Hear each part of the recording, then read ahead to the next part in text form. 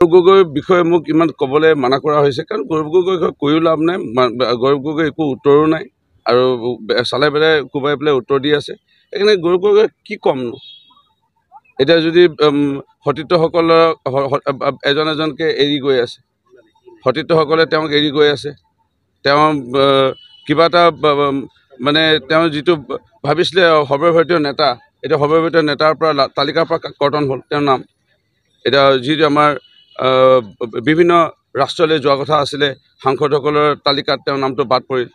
ইয়াতো তেওঁৰ যিটো ফ্ৰণ্ট পেজৰ নাম আহিব লাগিছিল, তেওঁৰ নেতৃত্বত চমকপ্ৰদ প্ৰদৰ্শন, সেই তাৰ পৰাও তেওঁ বঞ্চিত হ'ল। অৰ্থাৎ এটা আৱেগ সৃষ্টি কৰিহে তেওঁ জিকিছিল, সেইটোৱে প্ৰতিপন্ন হ'ল। মই কৈছিলোঁ, বহুতে মোক হাঁহিছিল, গালি পাৰিছিল, আৰু মই লোকসভা নিৰ্বাচনৰ আগমুহূৰ্ততে কৈছিলোঁ যে এইজনক জিকাই লাভ নাই, তেওঁ সময় দিব নোৱাৰিব। কাৰণ তেওঁক যিসকল কংগ্ৰেছত আছিলে, আমি কংগ্ৰেছত একেলগত আছিলোঁ, তেওঁ চিনি পায়। তেওঁ কলিয়াবৰতো সময় দিব পৰা নাছিল কাৰণে প্ৰথমবাৰ 2014 চনত চবেই জানে মাননীয় মুখ্যমন্ত্ৰী সকলোৱে সন্মানীয় তৰুণ গগৈ ডাঙৰীয়াৰ তেওঁ পুত্ৰ হিচাপে তেওঁক ৰাইজে জিকাইছিল কলিয়াবৰত, সকলোৱে জানে 2014 চনত।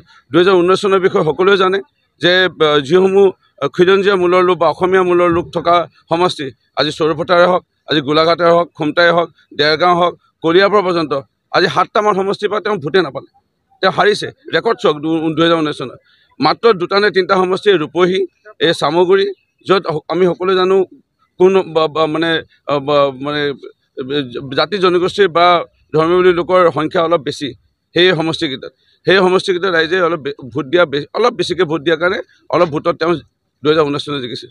এইবাৰ তেওঁ কেতিয়াও নিজিকে, তেওঁ জানে ইয়াৰ পৰা ইয়ালৈ গুচি আহিলে, ইয়াত এতিয়া কেনেকৈ জিকিব, দেউতাকৰ সহায় ল'লে আৰু দেউতাকৰ সহায় লৈ পেলাই জিকিছিল। সেইকাৰণে তেওঁৰ বিষয়ে মই ইমান ক'বলৈ মন নাই। মোৰ এটাই কথা যে ৰাইজে তেখেতক কিন্তু মানে হাওপাত নিদিয়াৰ আগত তেওঁ নিজৰ দায়িত্ব পালন কৰা আৰম্ভ কৰক। কাৰণ এইবাৰ মূলতে হৰাৰ কাৰণটোৱে হ'ল যে সাংসদ গৌৰৱ গগৈ ডাঙৰীয়াক বহুত আশাৰে ৰাইজে জিকাইছিল, আৰু সেই আশাৰে ৰাইজে জিকাই যেতিয়া বিহু সন্মিলন, বানপানীৰ সময়ত মানুহ ঢুকালে, যেতিয়া কোনো মানুহ বেমাৰত হস্পিটেলত চিকিৎসাধীন হৈ থাকে, যেতিয়া মানুহে শংকৰ জন্মোৎসৱত, ভাওনাত, ৰাসত, যেতিয়া ৰাইজে খেল ধেমালি পাতিবলৈ, যেতিয়া ৰাইজে তেওঁক টকা পইচা অকণমান বিচাৰে বা তেওঁক আমন্ত্ৰণ জনাই উপস্থিতি বিচাৰে, তেওঁ যেতিয়া নহা হৈছে, ৰাইজে কিন্তু দুখ পাইছে, এই কথাবোৰ তেওঁৰ চব ঠিক আছে, সেইটোৱে পৰামৰ্শ তেওঁলৈ।